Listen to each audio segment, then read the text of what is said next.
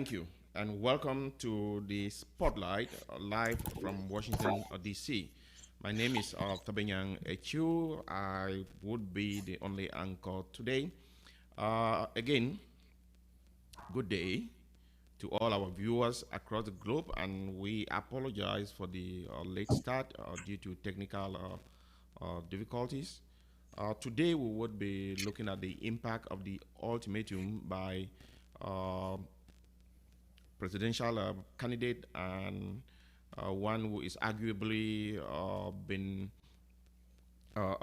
accepted as the president-elect by some quarters in the political space in Cameroon, the ultimatum that he gave for the release of all political prisoners that were arrested before, during, and after the October 12 presidential elections, and the reaction of the government to that ultimatum.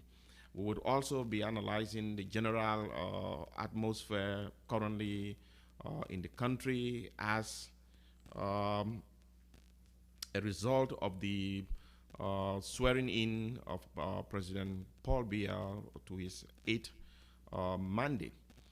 With me today, I have Hubert Kanwa, a political analyst who is affiliated with the CPDM. Hubert, welcome. Brother Tabinyang, always a pleasure to share your Hubert, can you hear platform. me? Yeah, I can hear you. Can you hear me?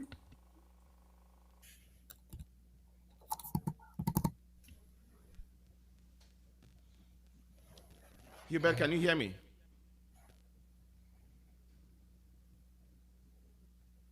While we take care of the technical issues, Hubert, welcome.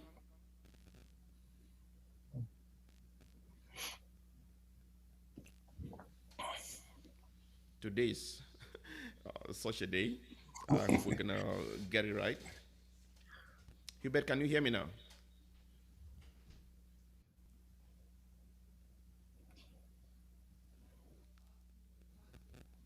Hubert, can you hear me now? All right. And we also have Mr. Ari Obensin. Uh, Ari is a lawyer, author, and globally recognized leader in civil society, organizational strategy, and immigrant advocacy. He is currently the CEO and partner at Transformity, a consulting firm that helps organizations and corporations develop strategies to harness the opportunities and drive meaningful impact.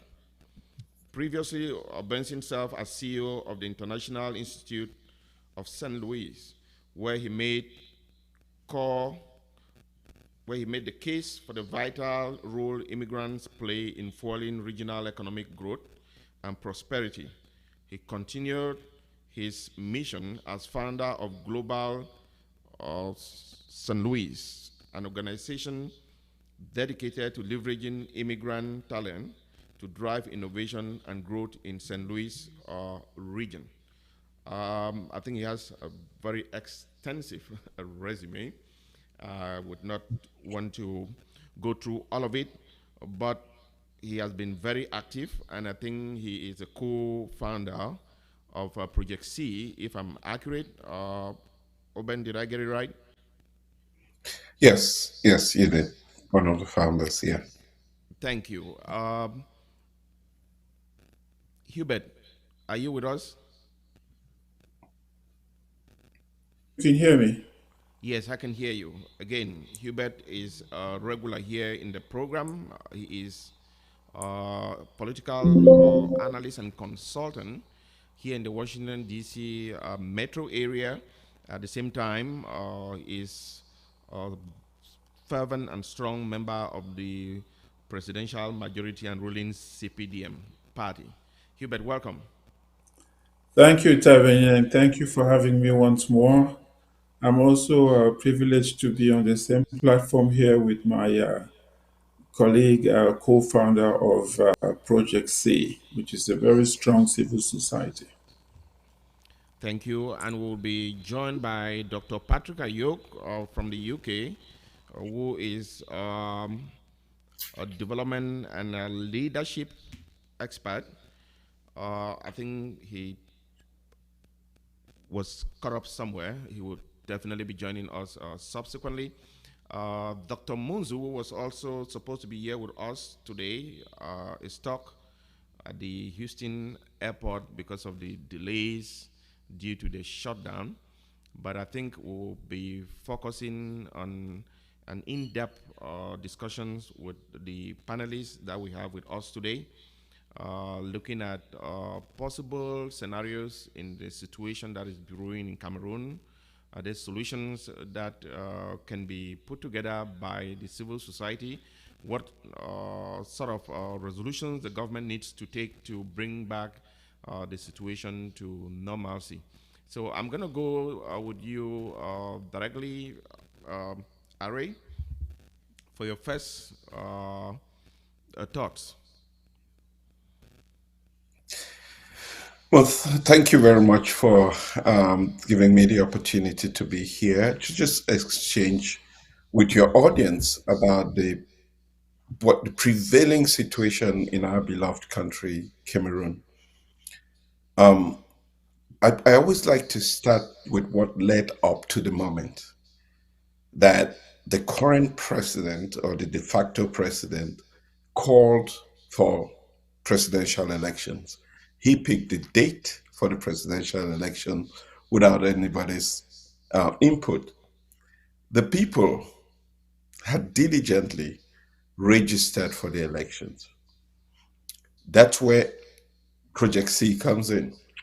Our goal was to encourage a massive turnout in in the electoral process, following the letter of the law, explaining to people what their rights were, explaining to them what their responsibilities were, and helping them understand how they could maximize the process, the opportunity that had been offered to them.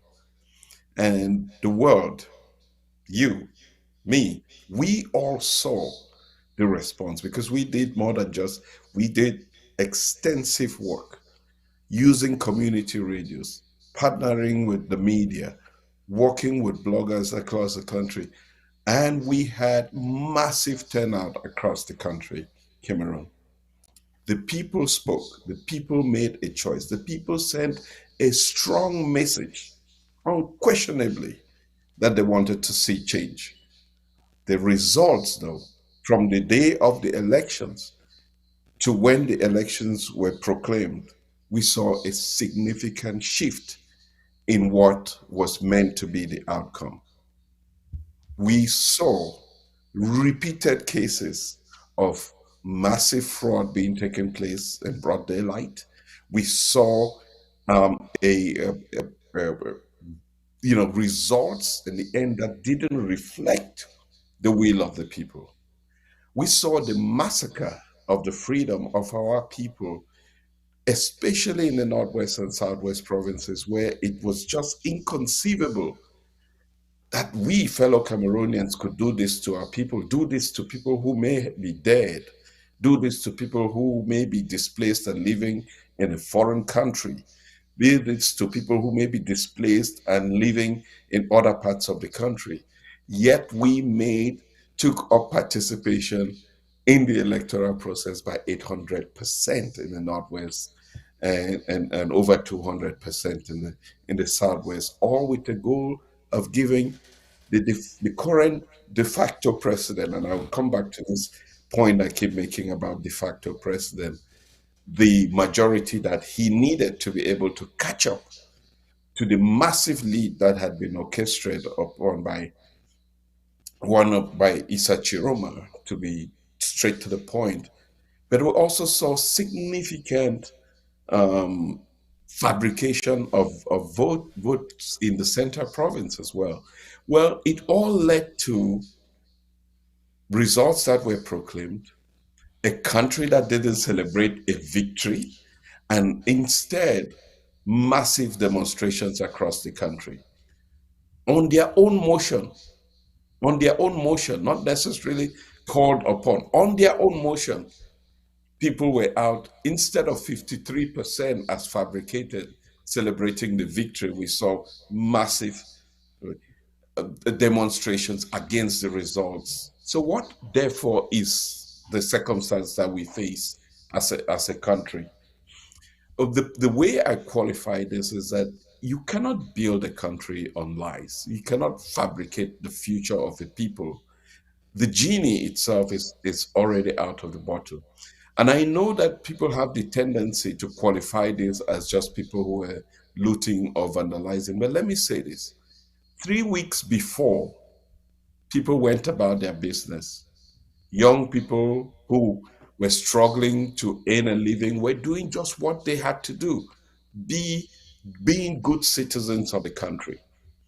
And the only intervening factor was that there was an election.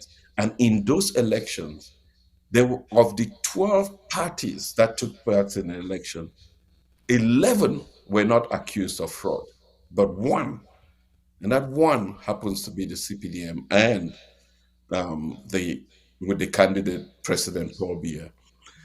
What this tells me, peace-loving Cameroonian as I am, is that we are going to say to ourselves that let us wait for the next 7 years in the name of peace. But let me really highlight the fact that peace is not just the absence of conflict or demonstration or gunfire. Peace itself is the prevalence of justice, equity, and good conscience. And that in the context of the electoral process that we have gone through, there is no doubt in my mind, and probably no doubt in the minds of all Cameroonians, that this was an injustice upheld by the Constitutional Council. And when a court of justice upholds an unlawful act, that decision, even of the court, loses legitimacy because it's no longer representative of the people.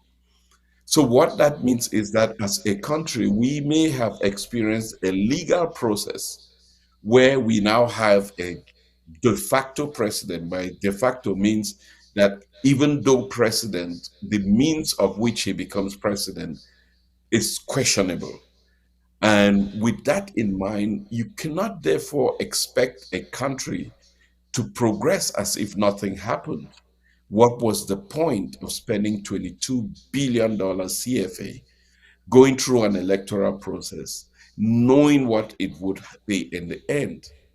It's But really let important me for, let me let me hold you to that thought. yeah, It's yeah, quite interesting. I have asked the question severally. What was the point of the opposition paying 330 million francs CFA, knowing the outcome too, as you just said, knowing that this is obviously what was going to happen? yeah. So let me put it this way, and I want to be careful. I don't speak for any opposition party. True. Project C is non-partisan, right? We're asking that the outcome of the elections be upheld because our mission was to ensure the participation of the Cameroonian people, because we were confident that if the Cameroonian people participated massively, the outcome of the result of the elections will be so eloquent that we didn't expect that on the other side would have people so unpatriotic to redefine, to fabricate the results to the extent to which they did it. So I cannot speak of anybody who put in $30 million or 30 million francs CFA. What we got involved in, we said, this is our country, responsible citizens.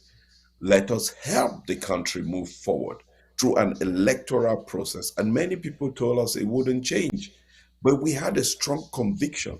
Now, let me tell you what has changed.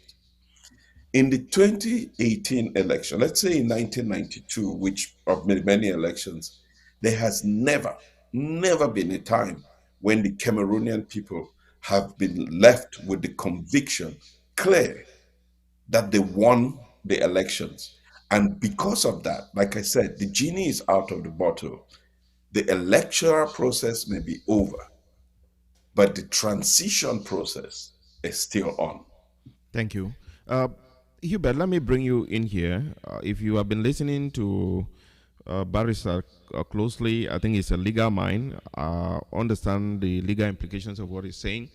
But if I may ask you, he said Biya is basically a de facto president and is project C non-partisan, if in essence saying that. Tabenyang, and I want to laud my dear friend, the learned barrister, for giving us what we usually like into context in our these kinds of exchanges. And I understand exactly where they were coming from as a coordinator for Project C. You see, one of the issues with developing democracies, Tabenyang, as you hear me say all the time, is a way for us to educate our population, the electorate, and empower them enough for them to be able to confidently express their voice. Because this is, in essence, what we aspire to as a democratic state. So we were happy, very, very happy. And of course, I, for one, was happy because I knew that if they continued the education and mobilization of the electorate, it will make for a more credible and fair result. And that was basically the key to elections when you think the results are a foregone conclusion. Most of the time, and the barrister will concord with this, if I may say, young countries such as ours have this democratic template that we are held up to. It is a mandate of the government to exercise this as much as possible so that the electorate, those who are eligible to vote, should be empowered enough to exercise this right in a way that expresses their true opinion, true voice. And it's a process that takes time. It is a process that is not it's not without irregularities. We understand. We are not saying that we went in there, like they all say, to manufacture results. It is very difficult sometimes for the opposition to accept these kinds of things because they are not privy to the inside workings or the mechanics of election politics in Cameroon. However, the government should be given credit for organizing and to be honest with you, supervising this process up to the point where we have a winner and who has now been sworn in as a president. Granted, he's on his eighth term, but that is a win for the country and that is a win for our democracy, regardless of the irregularities that we sometimes allude to. It is not unheard of, it's not uncommon. Even in our country where we live here, we've seen situations where there are always some kinds of reservations on the elections based on other things that are sometimes out of our control. But I want us to look at the big picture. I want us to look at the what we call evolutionary politics. It's sort of where we begin to find ourselves as young nations to embrace, to fully embrace these institutions of social organization and move forward as a modern state. What I see happening with our opposition parties and platforms such as Prophecy is they do a sort of comparison between us and advanced democracies that are actually not practical. You have to give it time and you have to give it the tools and the empowerment and the tools and the resources that are necessary for these institutions to take root. Even our citizenry is not as sophisticated as one would assume it to be. So we want to be able to support this process, and that's why I lauded the efforts from Planet C because voter apathy can be an issue. So we want to make sure that they continue to mobilize and continue to educate the electorate, but do it in a way that is within the frame of the common appel, the superior, l'intérêt supérieur de l'État. You know, for that is a very important picture that we have to put in mind, because the state is beyond all of us, and we all work for the state, whether it's CPTM or whether it's Planet C. So that viewpoint should be held, and we should continue to reinforce that process regardless of the irregularities that's happening. I just wanted to say that that is why you see politicians, which we commend, take the time, regardless of the criticisms of the system, to invest in the process, to go into the process, knowing that the outcome may not be as perfect as it is, because it's a Republican mandate. It's a function that is held in high regard by people who love this country. And I think that is why you see our foreign partners and friends support the process with elections of observatories and other things to encourage us, to help us, and that is why you see all these congratulations flooding in, and it's a slow and it's a slow Okay. process All and right. painful process. Barrister, let me switch over to Barrister while you. Barrister, how do we explain the flurry of congratulatory messages from Western governments and even countries in the continent if the general consensus, if I may say, in the country and in the diaspora is that the election results were fabricated in favor of President Paul Biya? Yeah, thank you very much. Before I go into even the pedantics of the diplomatic congratulations that have been sent to the government, let me start by saying this is a moment where we really we cannot minimize ourselves. We've had over 30 years of a democratic process in Cameroon. You know, we had the same conversation in 1992.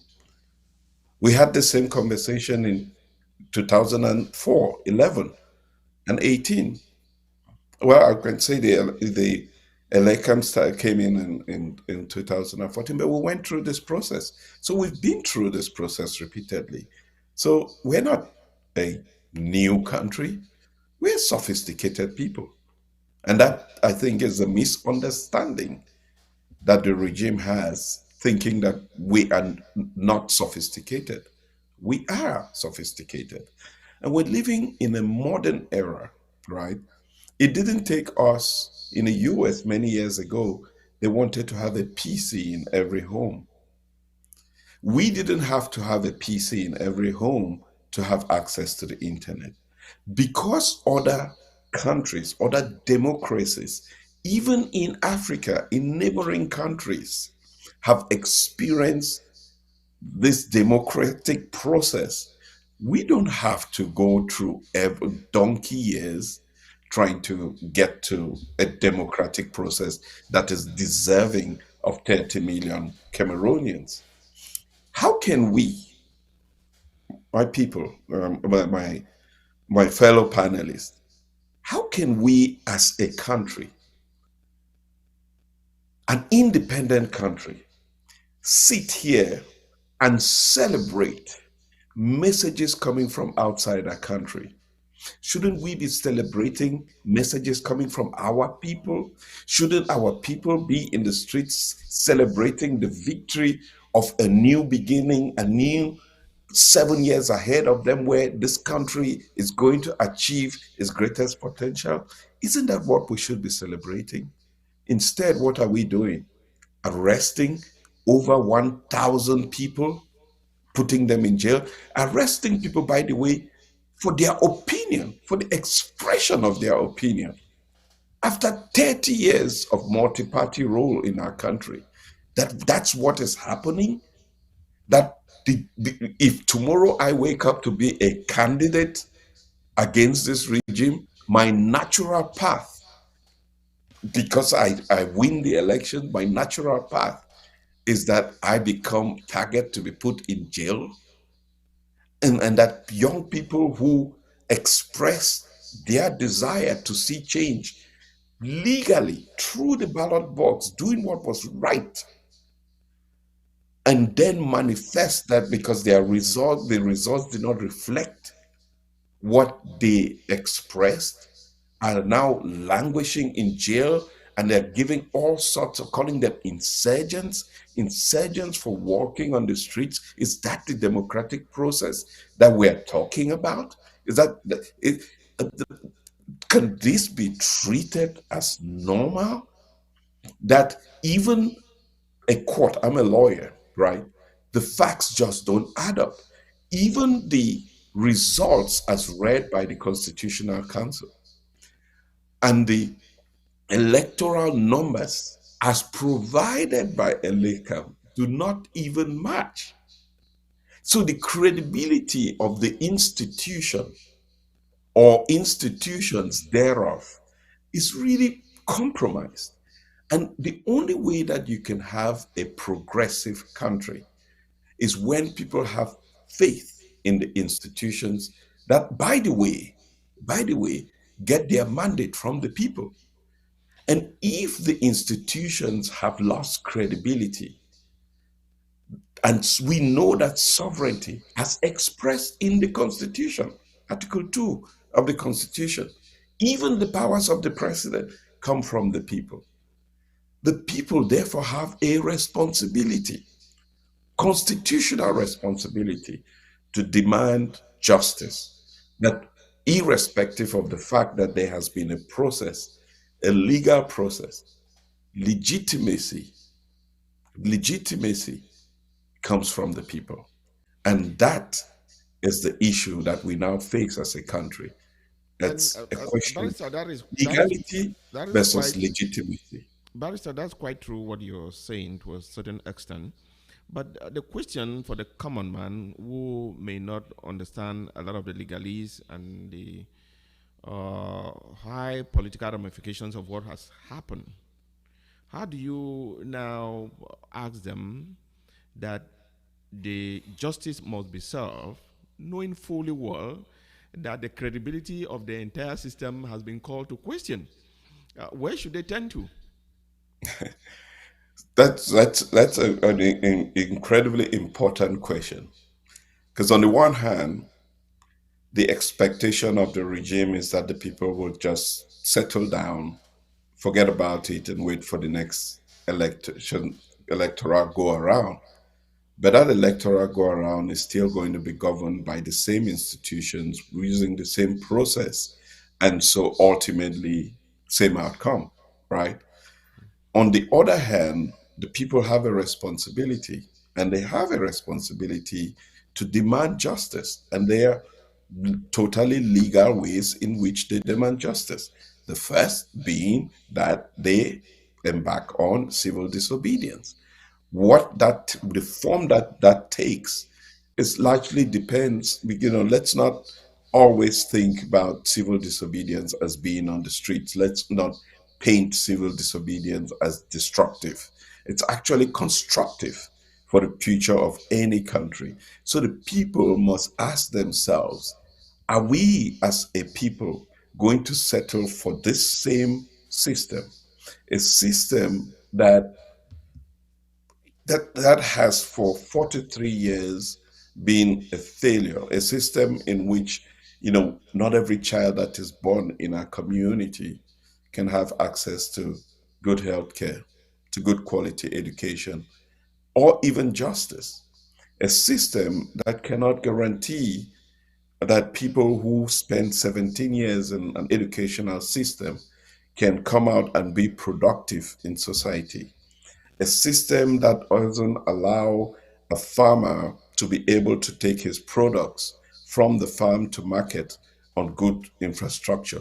43 years of a system that has as president someone who did not even request the votes of the Cameroonian people. Is that the system we're going to settle for? Is this what we want to expose 20 million people, Cameroonians, to? Or is there a possibility for us to have something different? And everywhere, whether it's here in the United States or anywhere around the world, change has not necessarily come at the moment of elections, but change has come because people demand it. And so, what really we at Project C must continue doing is educating Cameroonians about their rights and responsibilities, about how they lead this country into a peaceful transformation into the third republic. That's what Doc, we'll continue to do. And we will find ways to communicate this to Cameroonians, just as we did in communicating to them to go out, turn out to vote. Dr. Ayok, welcome. Before I get to you, I would want to go back to Hubert. Hubert, I think there seems to be a strong argument that the president might be backed by legality, but his legitimacy is being questioned. And I think you can see with that argument that what is the essence of arresting more than 1,000 people for expressing their yearning desire for change and going to the streets to legally protest a situation or an election which they feel that they've been cheated of their votes. And let's also add number of people who have died. We're talking over 48 people who have died for no other reason. 3 weeks ago, they were living their lives in peace only because of an electoral process so flawed that led to these outcomes. Uh, Hubert, Can I talk now? Yeah, do you thank you agree so with much. that? Go ahead. Barrister is certainly doing what they know best to do, prosecute. So, what is happening here? And I want to make sure we're clear and we're still on purpose. We are I not mean, litigating. I mean, before you get there, I think he said, I noticed you didn't argue the fact that he said they were non-partisan, but when you hear him speak, is Project C non-partisan? To be judge and jury is quite a challenge, and I don't know how he succeeded doing it.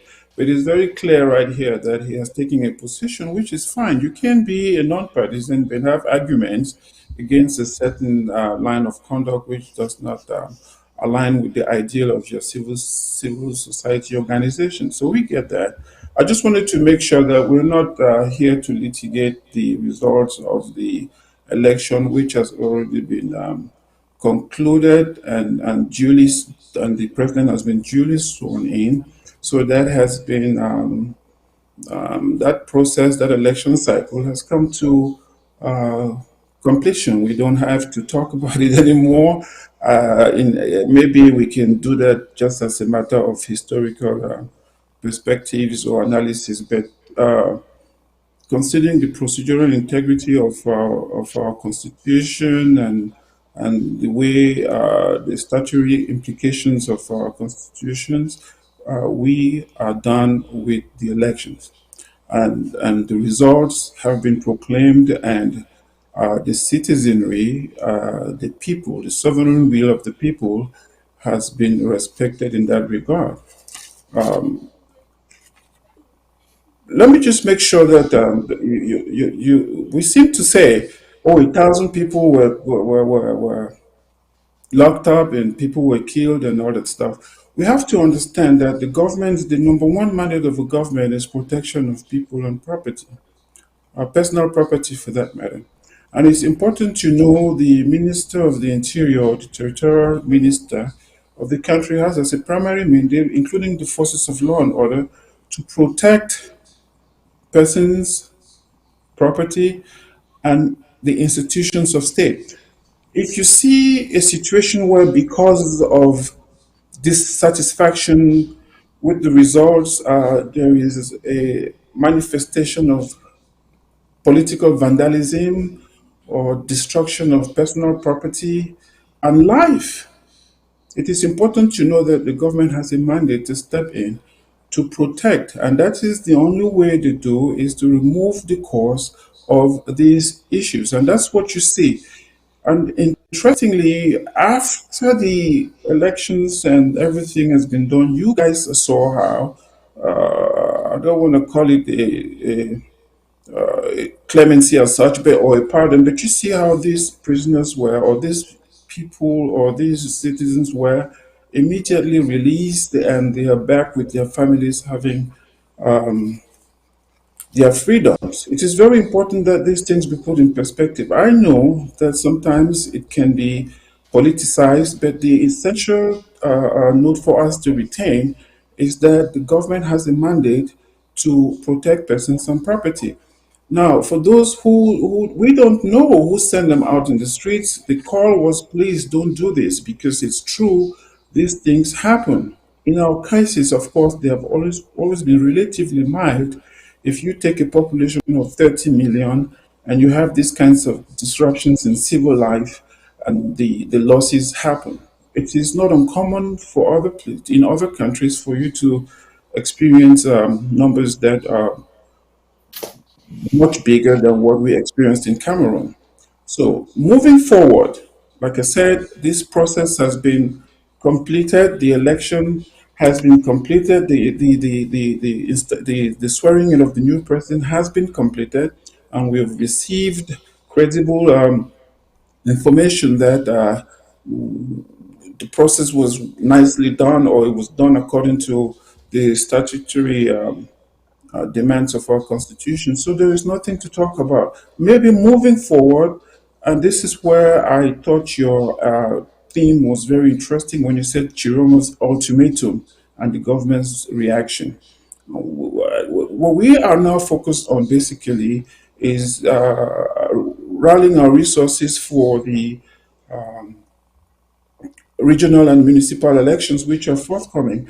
And I think that is where our energies are all directed towards. If there is any other political party who claim that they have the will of the people to govern, or they made a great showing, such as Chiromo's party, I think this is a wonderful opportunity for them to begin to work that process so that they can at least have a voice in the governance of our country in the next 7 years. I think these are the kinds of things that we should encourage, and it will be a great pleasure if Project C also gets involved in that because collaborative politics is more productive than disruptive politics. Political vandalism, which is what you tend to see when, and again, it's okay, people have emotions and they are passionate about the ideals of their platforms, and so sometimes this can erupt, but they should be kept within the framework of law and order, which sometimes is hard to do. That is why you see all these arrests and these unfortunate deaths, which of course nobody wanted. This Thank are you. this are Dr. Ayok, Oh, yeah, okay. let I me was just going to, I was go just ahead. going to quick follow up. I noticed that in Mr. Kamwa's submissions here, he didn't. Let's talk about government and government responsibility. We know, everybody observed that there were people who were caught red-handed with committing electoral fraud. Now, I just need to paint a picture between. Sometimes we see vandalism, if you call it political vandalism, being the person who pulls or burns tires on the street. But I think the worst kind of political vandalism is the person who floods a ballot box with ballots, or people who change numbers, or people who receive money to change the will of the people. I notice that of the nearly 1,000 people captured and put in detention, not one of them, not one, has been from the party that has been accused with abundant evidence of having committed fraud. If that was the case, I would say that the administration was performing its duties without bias. But that's not the case. We know that. You know that. And then, secondly, to dismiss the lives of 48 people that have been killed, to have a president in a country that disregards the lives of 48 people has not come out, not even shown up to one funeral ceremony, or even have government officials present at that funeral ceremony. The life of a country, yes, elections is a process, but that's not all about the life of a country. The life of a country involves the continuous participation of the people in the development of the country. So it may be good and comfortable for the regime to think we're done with an imperfect electoral process. Let's move on. What are we moving on to? A country in which people are not at peace, where injustice prevails? Is this the kind of democratic process that the people in government aspire for, where we celebrate messages from abroad and yet we're having in our own country our children, even if it was just one, to dismiss it as maybe more people die in other countries, I think it's pathetic. And to even think about it from the perspective that all these 1,000 people performed political, and there's still people languishing in jail as we speak. We have collective of lawyers trying to have access to people who have been taken to unknown destinations, being brought before a military court for exercising their rights. In fact, these are things so serious, so Barrister, aggravating let for me a bring Ayok country. in here. Let me bring Dr. Ayok in here. Yeah, Tabenyan, just a second. I just want to make sure we qualify this. Barrister, this is a tradesman. He's a lawyer. You understand?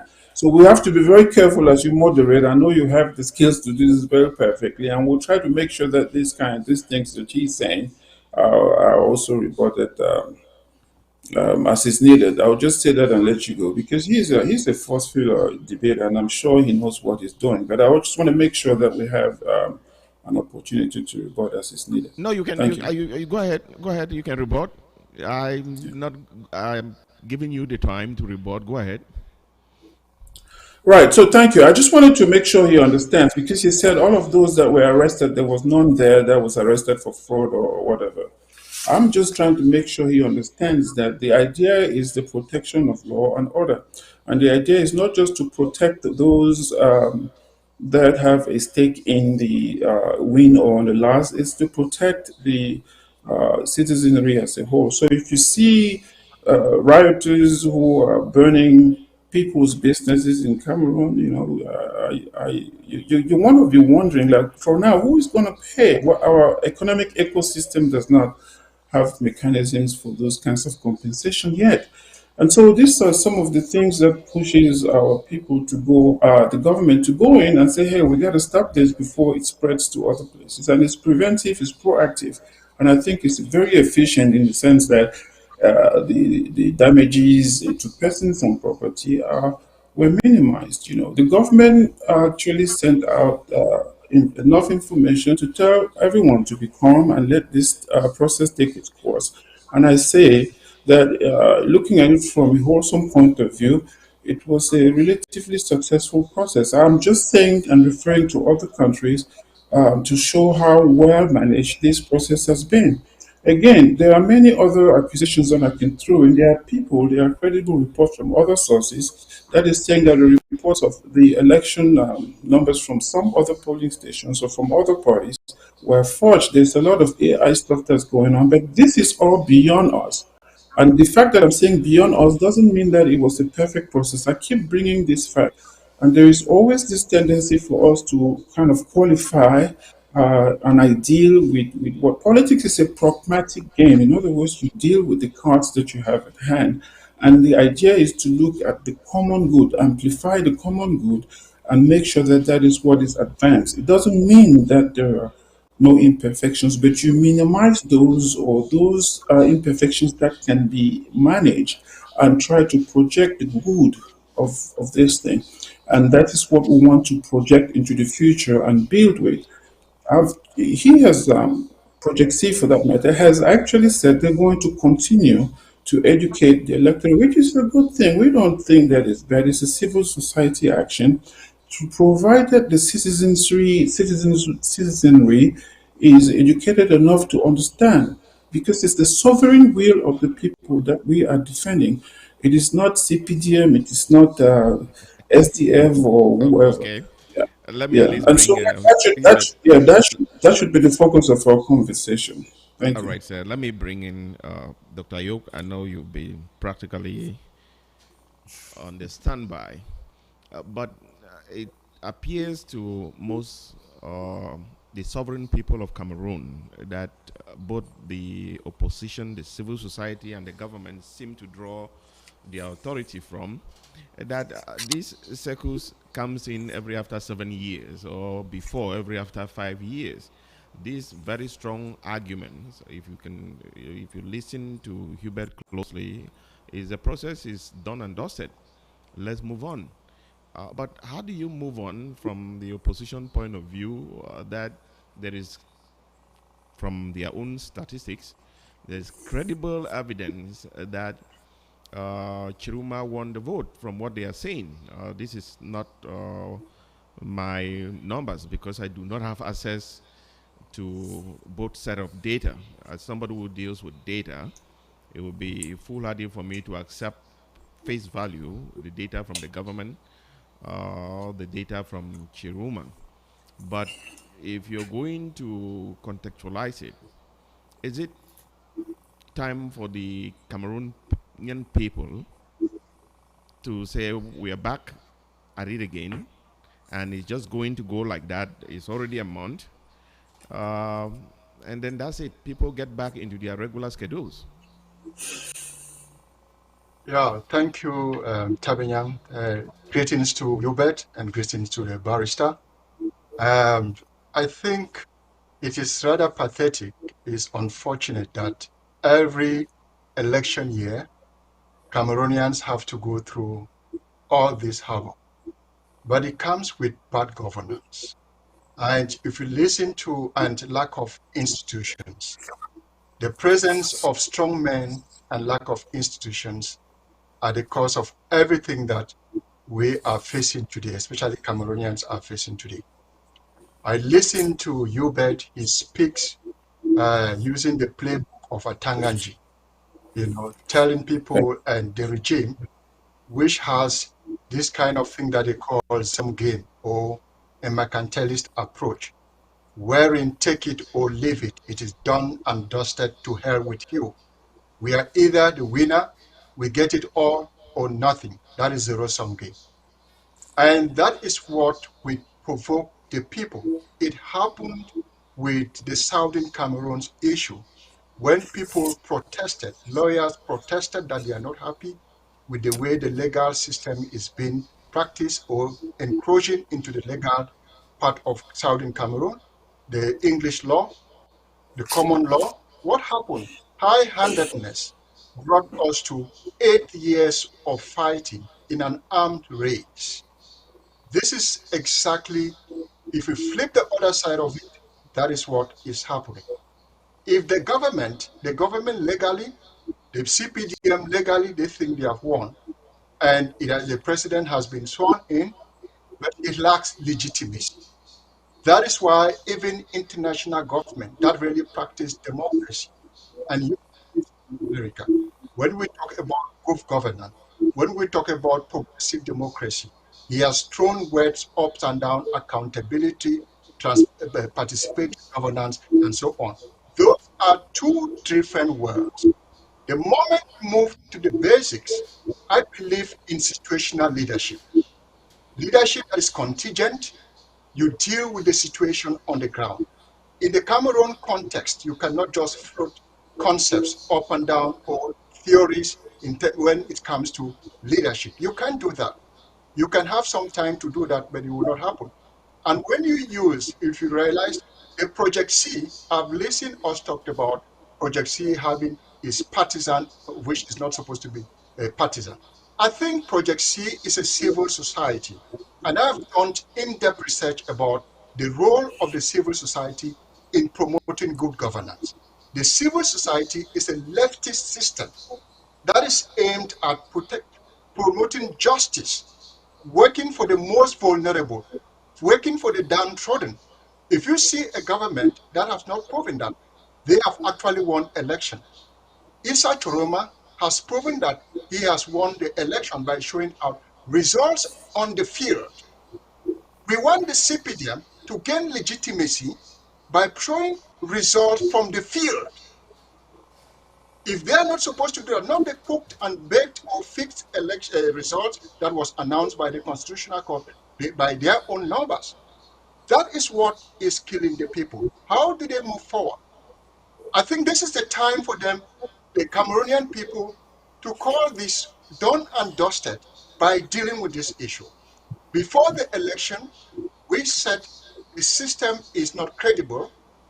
The system is owned by the government, and therefore you cannot practice democracy without opposition. That is what is happening in Cameroon.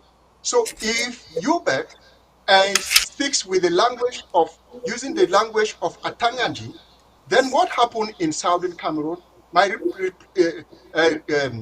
reflect or repeat itself Repeat self. in Cameroon. So let's try to see how you can go to the people.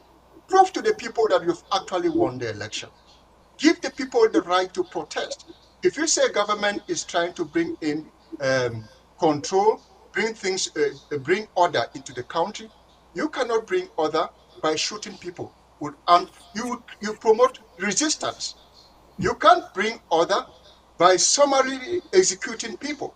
You can't bring order by forcing people into jails or carrying out forced disappearance. That antagonizes people the more. So, as a responsible government, they're supposed to bring order by listening to the people, by proving to the people that they actually want, by demonstrating transparency and accountability. That has not happened. And if that has not happened, there is what is called the social construct. And when it comes to dealing with the social construct, the people will take over, will fight for their right, will fight to Dr. enhance just justice Dr. before you Yo, think of the peace you are talking about. Yeah. Dr. Yo, let me press you Yes. there. I think let me press you on that point. It is hard or easy for the intellectual class and the elites to have a proper understanding and context on some of these words like legitimacy, legality, and sovereign will of the people. At the end of the day, the person who is the buy and sell, I'm there in Chemokolo or in my village, Bisonabang, is asking you, what they care about is who is in the in a 2D, who is lording over them. They really might not differentiate his legality or legitimacy. Are we This basically having an intellectual conversation here because they did that last 7 years ago? They're doing that now. How does that impact the person on the ground? What is the sense of direction? What are they supposed to do to properly make sure that the vote that they massively went out and voted in areas that they participated in the election is counted? So we don't just get ourselves tied into these words that are difficult to understand by the local or grassroots populations. what they need to what they actually do, the part of legality or legitimacy. Democracy gives access to people for participation, and it gives people the opportunity to choose who they ever they want to lead them. And the people have exercised their rights from the time of the campaign right to the voting period, when you get photographs on the ground showing that tells you how people are involved, and they know what they want.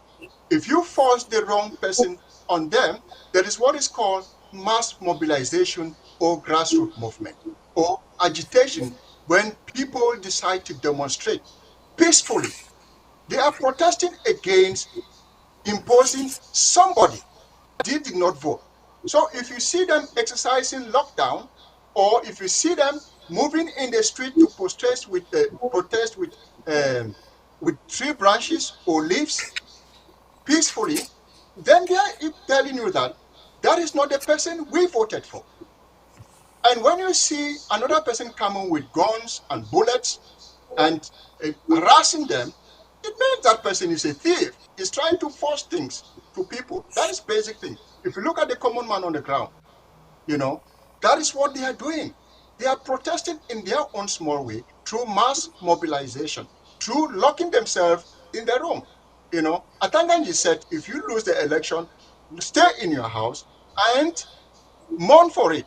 But now people stay at home and they were forcing people to come out, locking their shops. People are out, you are killing the people. So people are between the hard surface and the rock. It is very terrible. So the people know about legitimacy. This is the person we voted. Besides using good, strong concept and so on, they are proving. And do you want to prove that they voted for that person? You see the excitement when they count their votes. You could see one, everybody was, it became a song. That is how people participate. They voted with passion. They wanted to see somebody, they wanted to see a change. Unfortunately, the same scenario has repeated themselves, and that has been the situation in Cameroon for many years. And Barrister, I think the people are trying to say enough is enough. You either bring the person we voted for, or you continue to rule under an ungovernable situation. And that's what is trying to happen. The people are fighting back. Project Barrister, C is nonpartisan and is helping people to fight for their rights. And the Just Project Civil Society are pro people, are pro the poor, are pro those that are impoverished, are pro people that do not have power like the government have. They go to the hardcore interlands to defend the undefendable, those that you cannot defend themselves, of which the government cannot do that.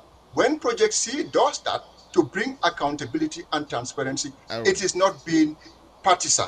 It is non-partisan. It's the work of the civil society. doctor, So let you me bet bring people shouldn't take advantage of that.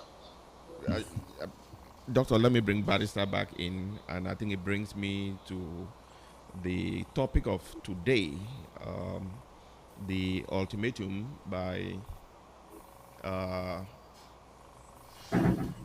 Issa Chiruma Bakari, that he had given the government 48 hours to release all those who were arrested during, before, during, and after the elections. It is 72 hours as of today. I do not have the updates as far as how many people have been released or the government has actually reacted to that ultimatum. But we can see the Minister of Territorial Administration, Paul Atanganji, crisscrossing the entire country in what some might call pacification, in making sure that the hotspots, I think you could see that he went to the north, uh, are brought to order. Barrister, what is the situation with the ultimatum? And I think before you get to that, the veteran journalist who is also a co-founder of Project C, Mr. Eric Chingi, I think indicated 3 days ago during another TV program that President-elect, as he calls him, Issa Chiruma Bakari, was out of the country under the protection of a foreign government. I think that was significant. But the question that a lot may wonder is Cameroon having any diplomatic relationship with any else in that country? If so, yes. Is it just vaguely telling people that there is some kind of negotiation going on between Chiruma and the government of Cameroon? Because there is just no way that is going to be in a country where Cameroon has some diplomatic relationship with without the government knowing its whereabouts. Am I accurate on that, Barrister?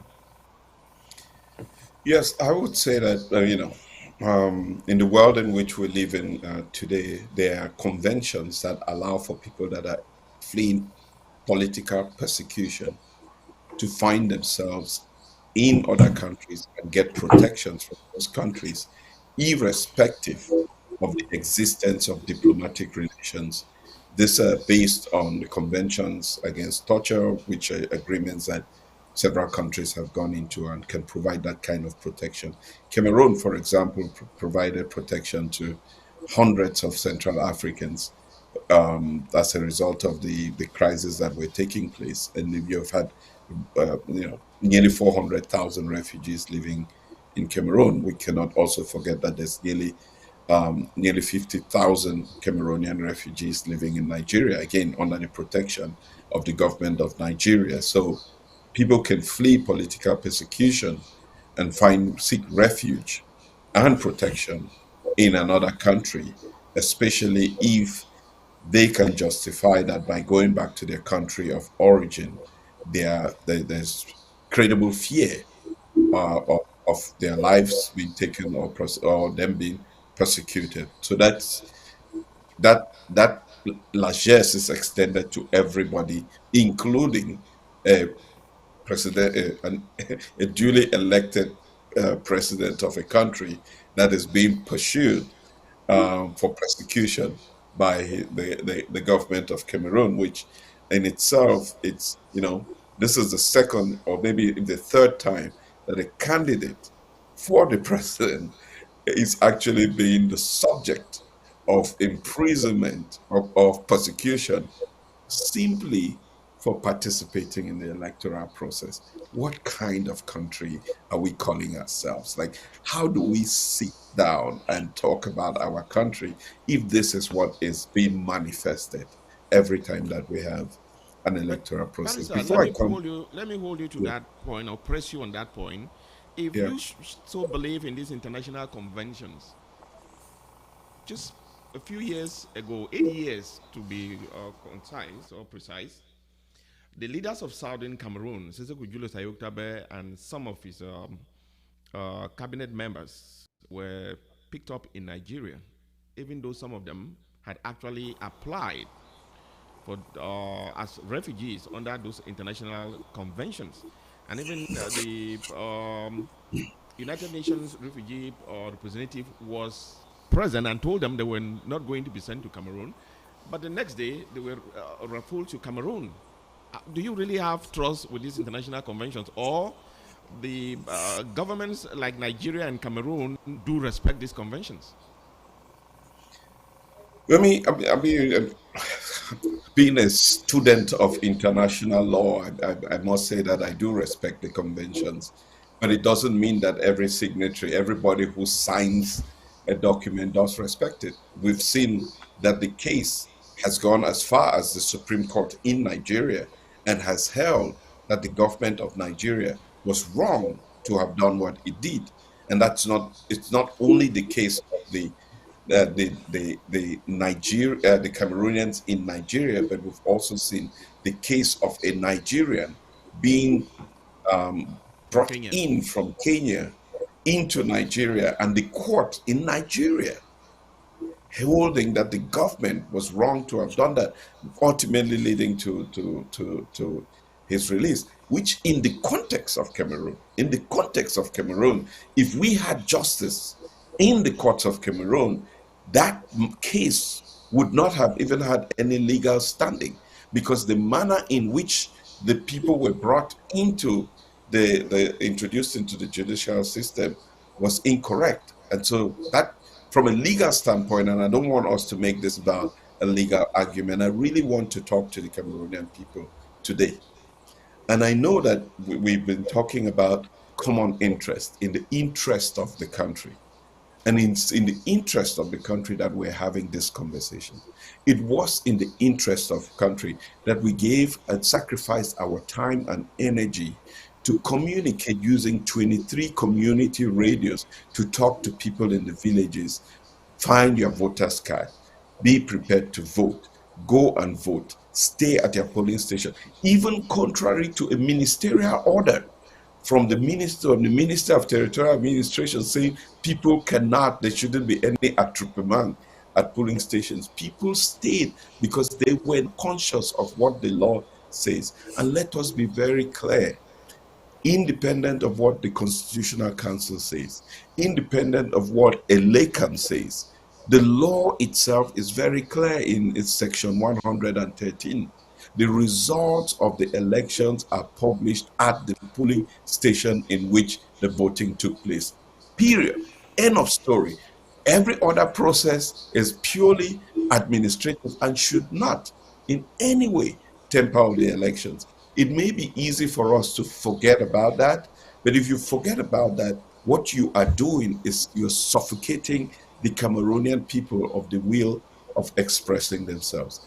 Let me come to the question of the arrest of people. In law, an act does not make a person guilty unless there is a guilty mind. So if you are arresting 1,000 people and keeping them for 2 weeks in detention,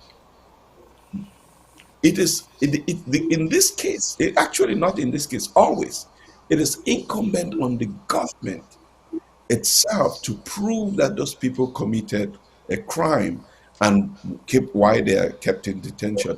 We act in Cameroon as if the government is doing us a favor when people are arrested and kept in detention. And by the way, let me be very, very clear to Mr. Hubert Kamwa and every Cameroonian. The objective of civil disobedience is not destruction. So we do not condone with any destruction or any looting. That's not the point of this conversation because of the many peaceful marches that took place, that people were arrested in those peaceful marching. Let's define this not just of the looting, which we condemn, but also of why we got to this moment, that the only intervening factor that triggered the manifestation of was not election results. It was the fraudulent process that interfered post the elections.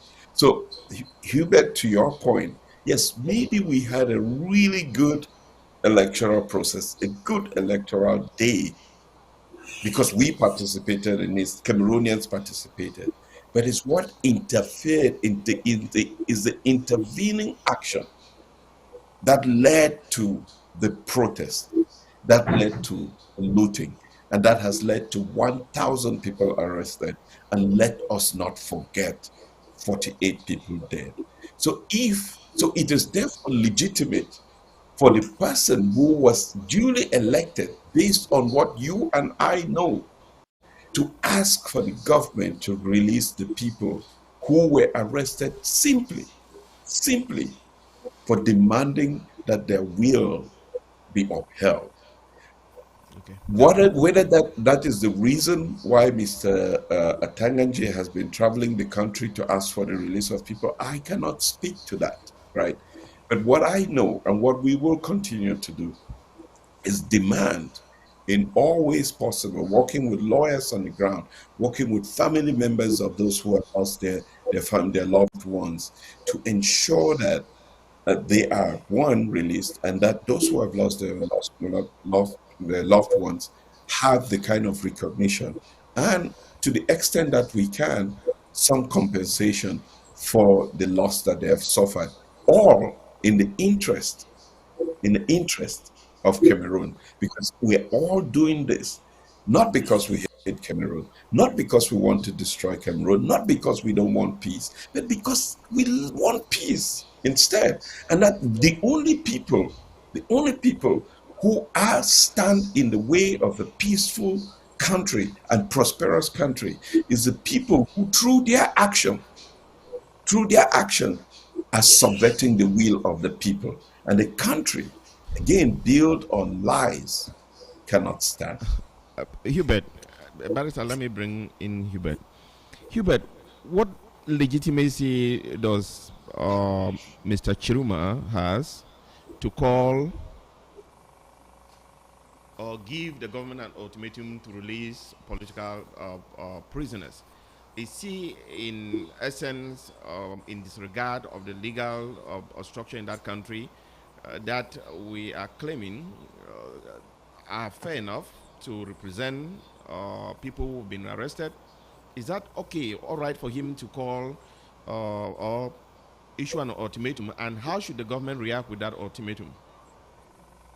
Thank you, Tabenyang.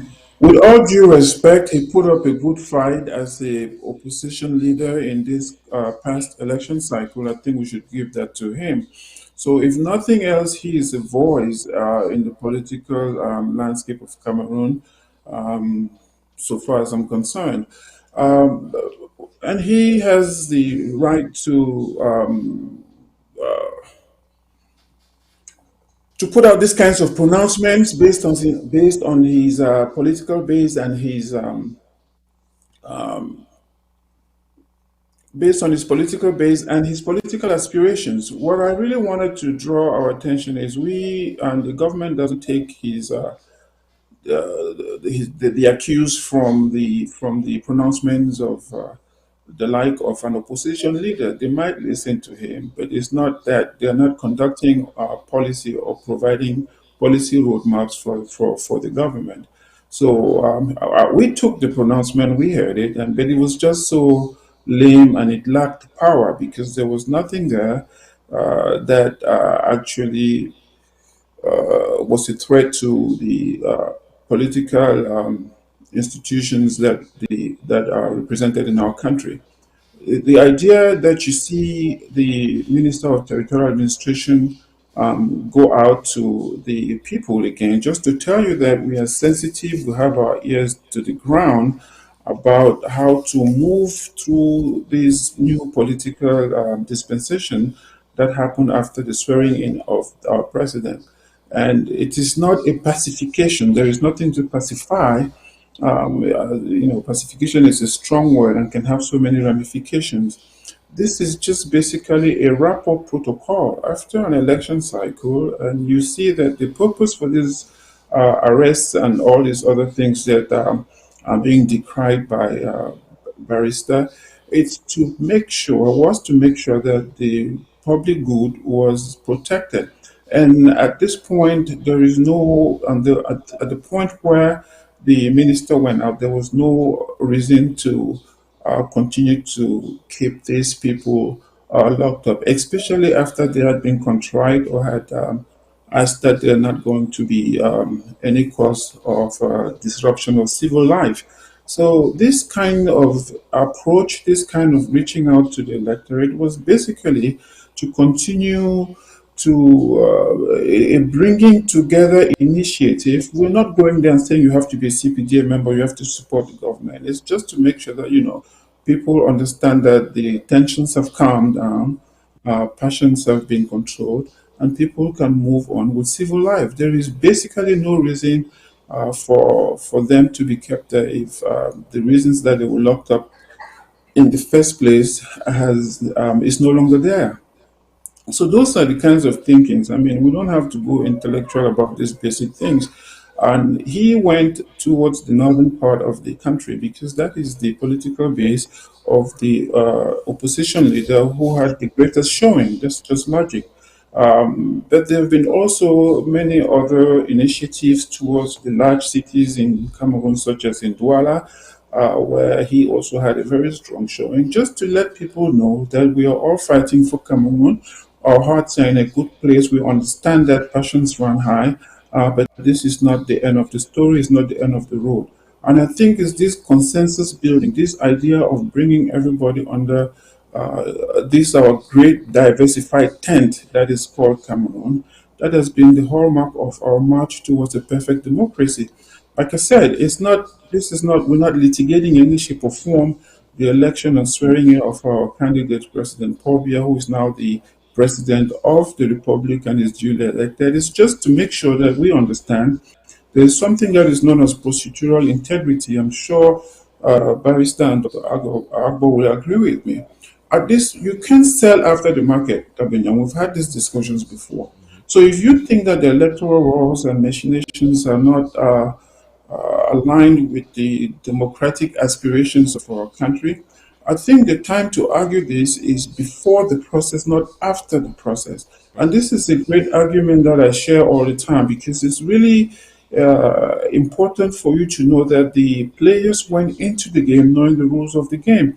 And to come back after the referee has called off the match, the game, and begin to contest the rules of the game.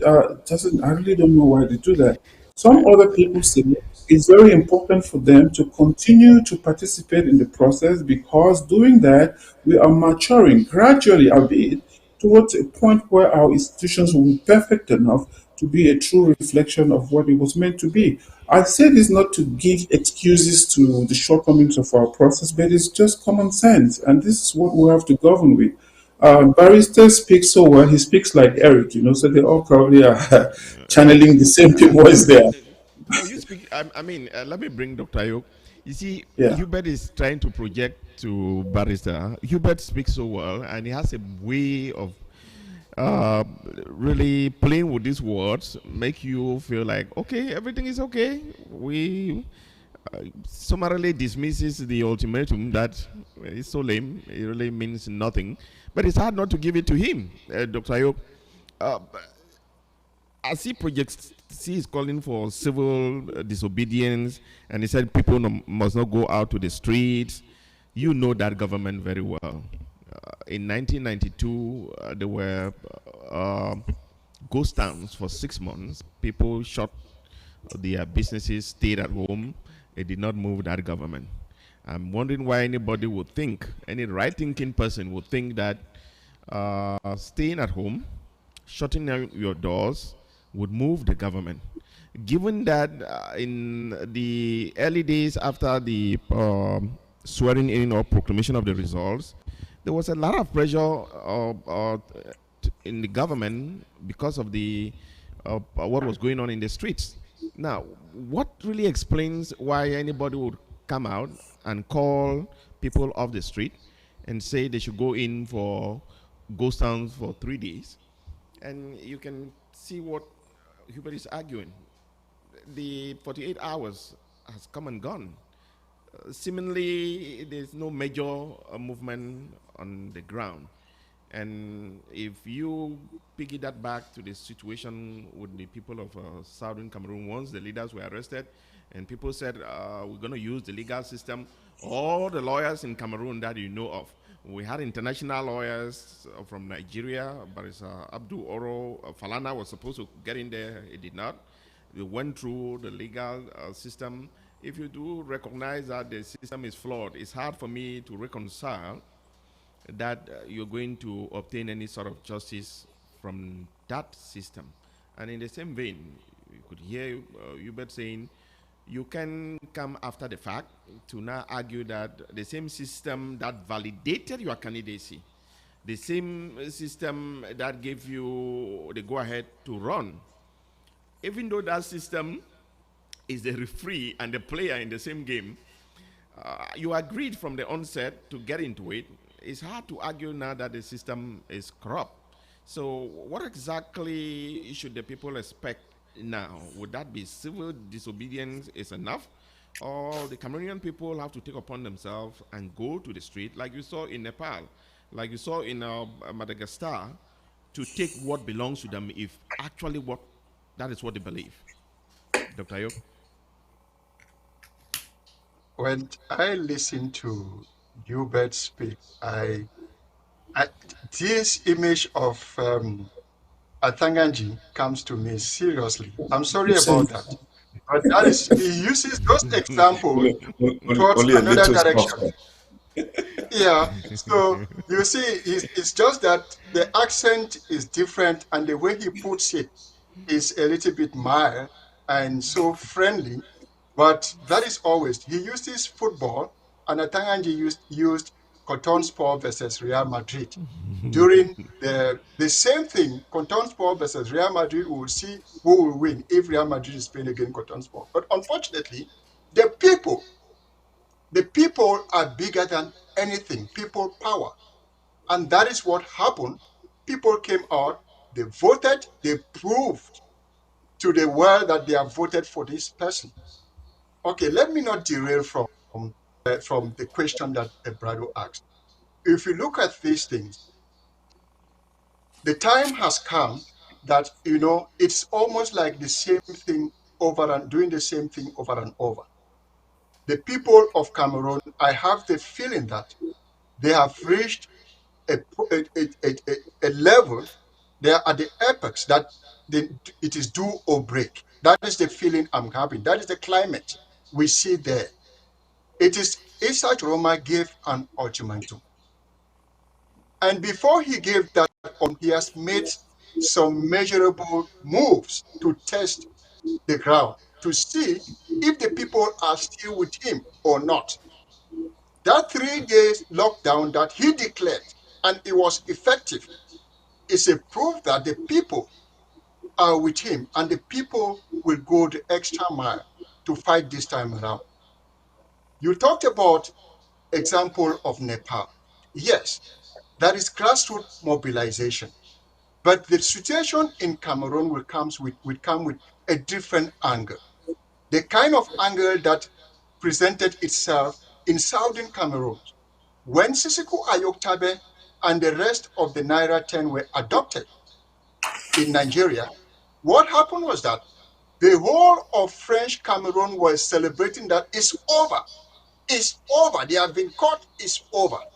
The same thing, Issa Tchiroma is being changed and is moving from one level to another. When you talk about democracy, I see democracy in America where the opposition leaders are protected. In Cameroon, you see snipers on the roof of the house of an opposition leader, and you call that democracy. That doesn't make sense. It cannot fly in the face of logic.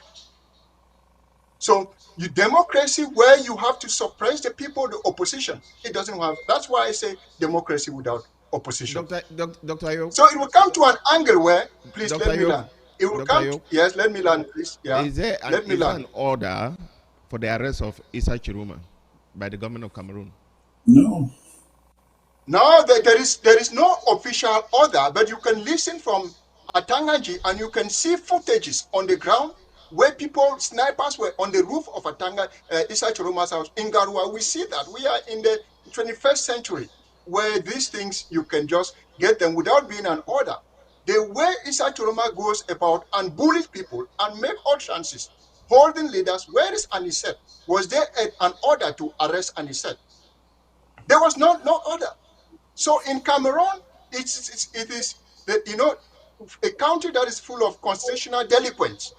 You cannot say was there an order. They don't work by the books. They don't do things according to international procedures or standard. Cameroon has a way of operating. The unfortunate situation is that Cameroon is gravitating towards a situation that Southern Cameroon faced. You now see armed groups start saying we are the legitimate forces. You see them on TV. That is what started with Southern Cameroons.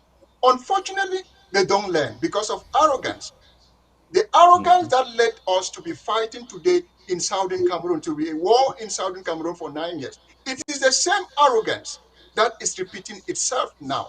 When you say we have won, even with football, there is what is called VAR. When they say, no, this goal, we refuse this goal, it doesn't happen. You go and watch the VAR.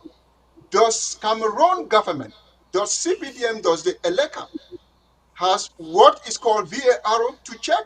Bring your vote on the field. Paul Biya was not elected. Paul Biya was appointed by the Constitutional Court. If they want to say, prove us wrong, let them bring what they got from the field to the people. That is the power of transparency and accountability. Otherwise, he was not elected. And that's why his legitimacy is questionable. Eleka picked him up and put him there. So it is on they have to behave. The regime has to take a different approach. Embrace the people, listen to the people, step down if your people don't want you to be there. Don't force yourself on people using gun because tomorrow people will start look for a way to defend themselves. Mamia Pia was burned down, houses were burned in southern Cameroon. People decided to use rubber guns and stick to defend themselves. I see the same temperature, the same climate revealing itself in Cameroon. And people are taking it for granted. And they're saying it's over. That window dressing cannot work. You've tried it over and over. There is the level that people have to come to normalcy. People have to reason. People have to be very sensible, very strategic if you want to help Cameroon to grow. Okay. Those that are not ready to talk to the people are enemy of the state, are enemy of Cameroon. And Cameroon, as it stands, is under state capture. So the people have to stand Barrister, to claim their country. let me come back to you with what Dr. Ayuk is trying to articulate. I want to be sure. I'm not saying that um, you are a man of the law.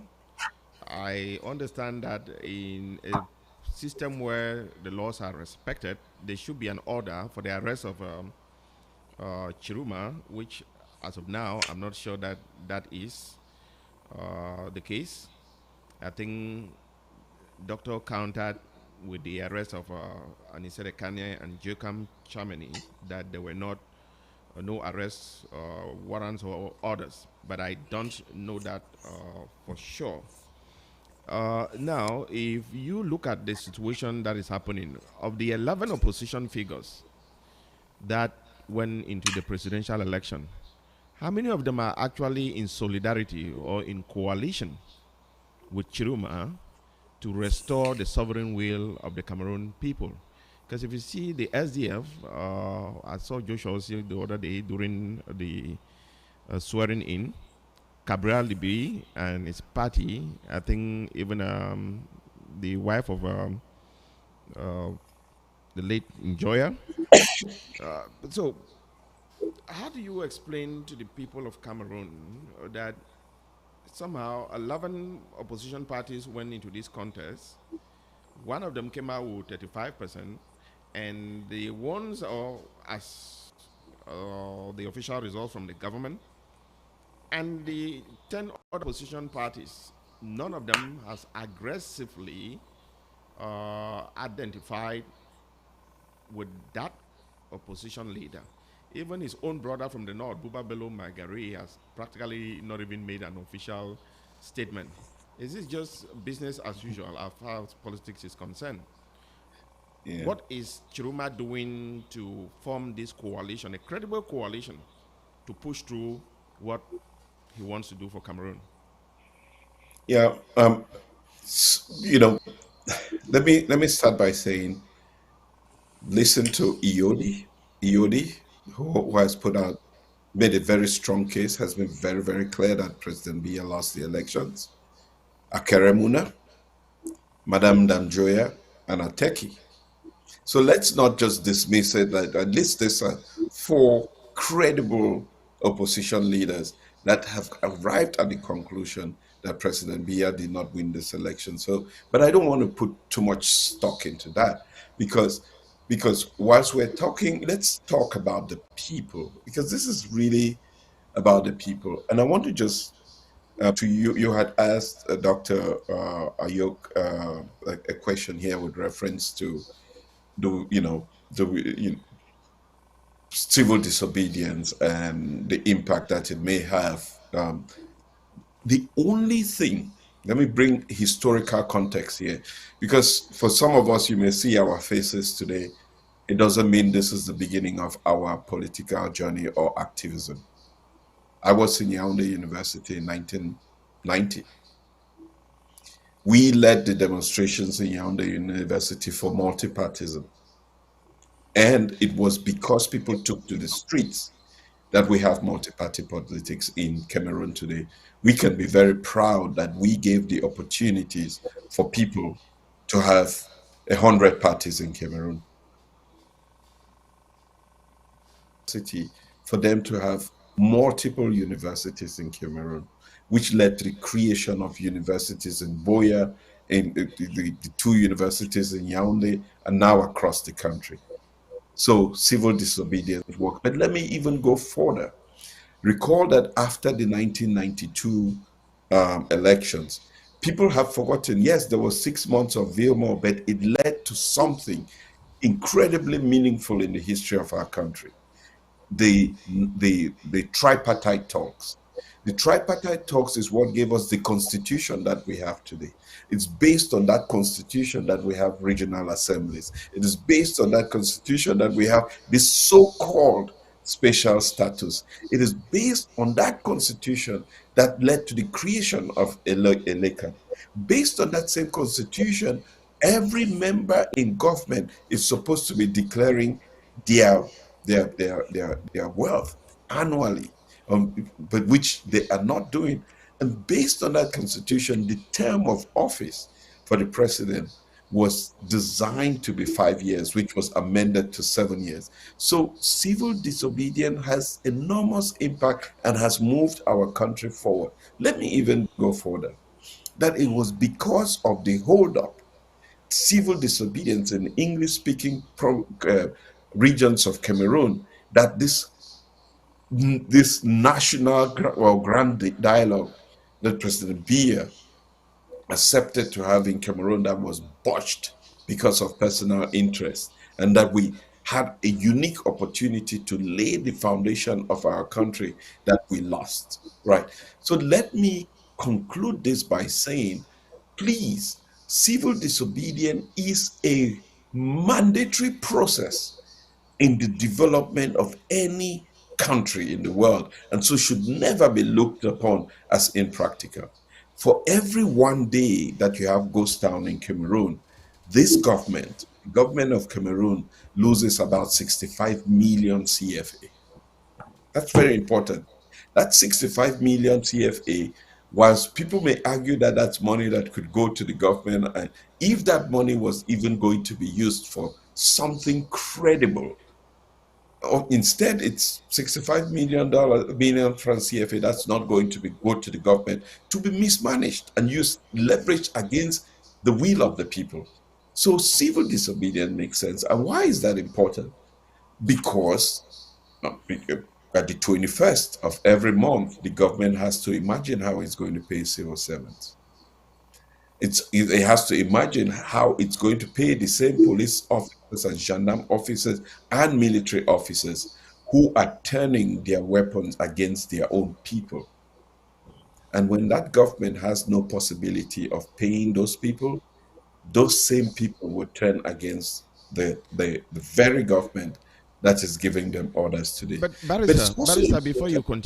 before you continue, nobody is arguing the impact of civil disobedience. But No, what you type of you asked a civil? But question. You what type asked of the question. civil? Yes, I know. I asked that question. What type of civil Yeah, disobedience? Knowing yeah. that government, I mean, you're not dealing with the U.S. government here. Like that will throw that out there that we are really not that advanced.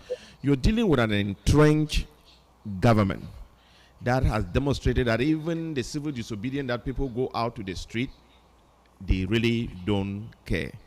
My question was to ask Dr. Ayok what informed the decision to call people off the street who were exercising their civil disobedient right to express their discontent with what had happened to go back Mhm. into the house. Which one puts in a lot of pressure? People on the street where the entire world is seeing what is happening, or people living behind closed doors? That was where that question was That was a addressed. question, but my point is that the one must not be without the other. I That think, they're all can I, forms of, yeah, they're all forms of civil yes, disobedience that have to be adopted to be able to can put I just pressure step on the in government. quickly? Yeah. Yeah. If you Sorry, look at sorry. Brado, sorry, Barrister, Brado, if you look at civil disobedience, as Barrister said, there are so many levels. The one that people came up, unfortunately, that momentum was pushed. It killed the momentum. The push, the momentum that people had to defend their vote, when they were in public. If I was part of the leadership, I would have actually guided that momentum to sustain that momentum where people were protesting in the street.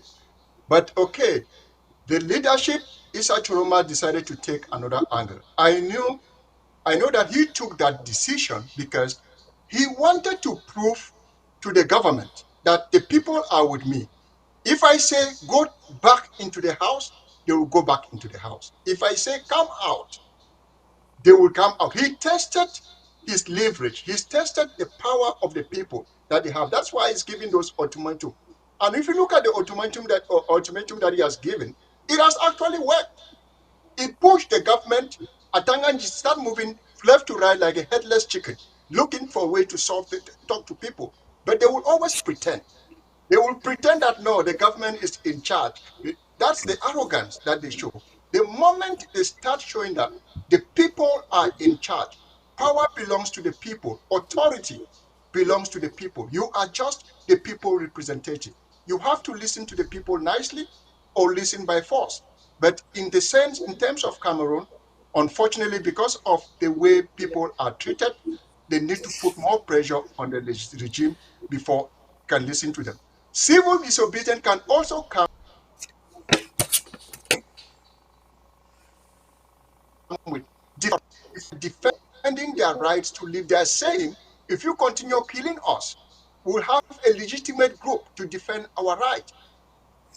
They should be so civil disobedience works. Either population or a sit-down protest is part of it. And if you sit down in a sit-down protest, it causes a lot of impact on the government. So Isha Dr. Tchiroma Ayub, has um, his point. I may want to go to you, but don't you see similarities that they are actually following the blueprint that they use with the people of Southern Cameroons? Because your argument is basically what they did, right?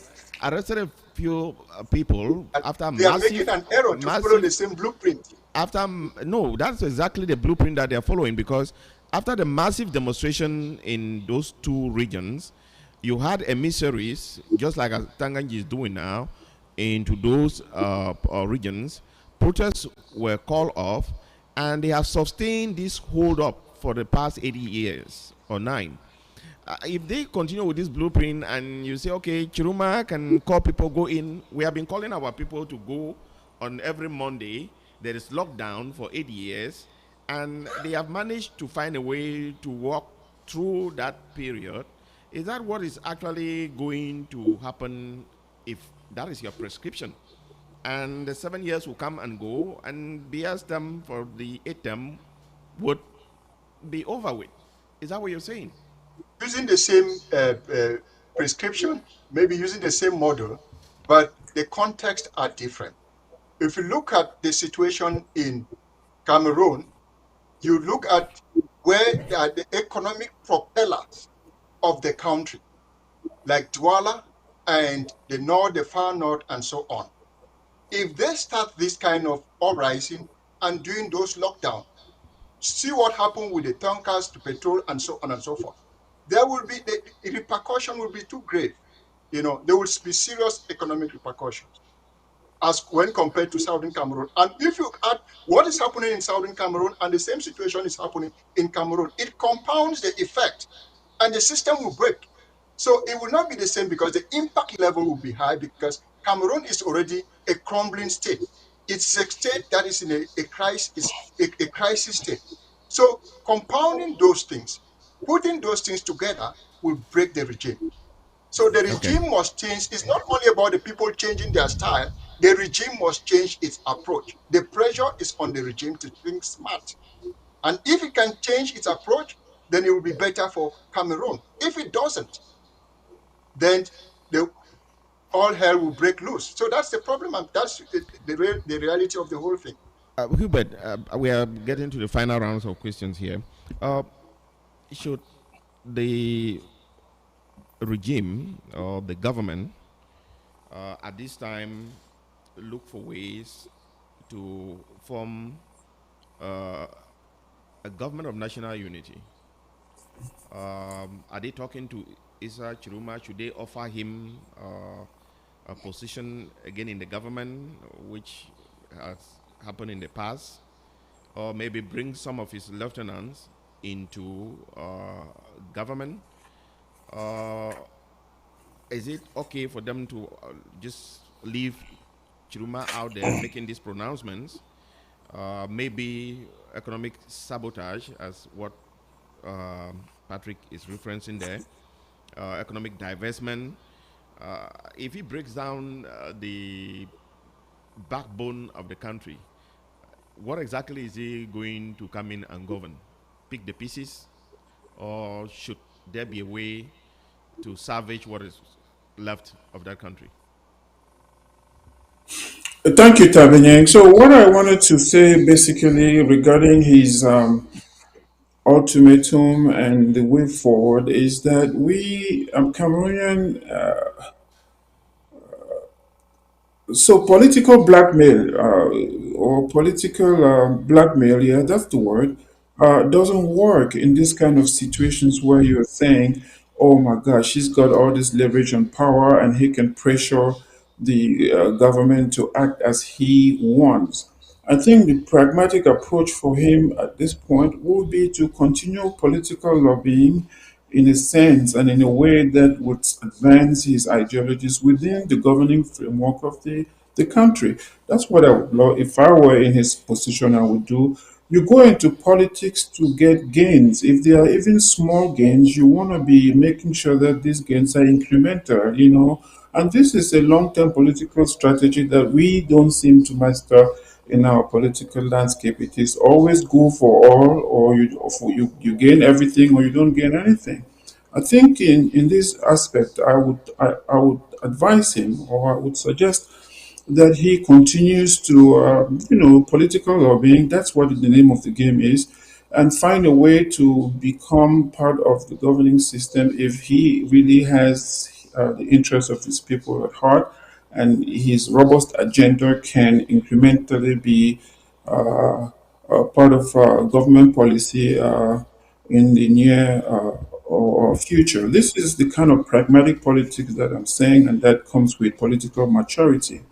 Um, but if he wants to just be a populist leader and have a loudspeaker to continue to monopolize the political debate and in the country and seeks validation from the downtrodden people, the common people, he's going to fail miserably.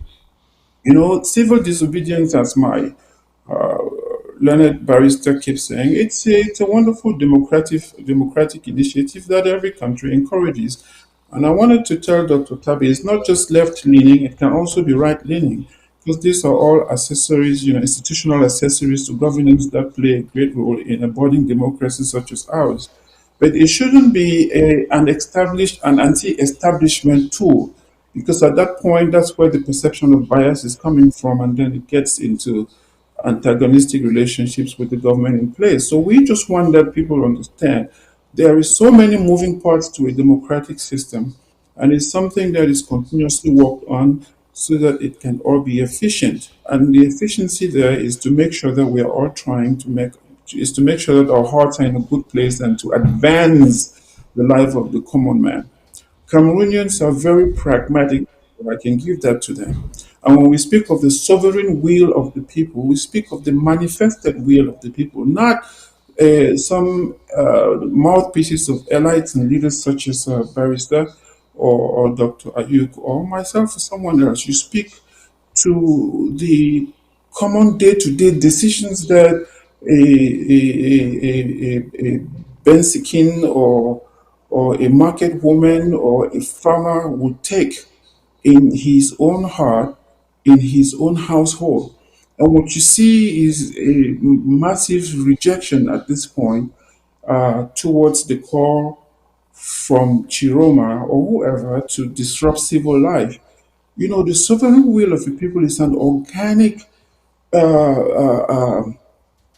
entity, if I may say that, that acts almost on its own. It is not something you can provide the inspiration for that to happen. But when it takes off, it is like a wild, raging fire that cannot be controlled. So when you see people actually going about their daily life, reconstructing stores that were burnt down by rioters, going through patching up, it is telling you that they are not really heeding to the core of this whatever that you guys have in mind. I'm just saying that if you really bear the people, the common people at heart, one should try to put themselves in their place and make sure that whatever decisions or whatever calls you are pronouncing meet, because people want to eat, people want to go to school, people want to prepare for the holidays, kids I are agree. there, see parents. So there is a little bit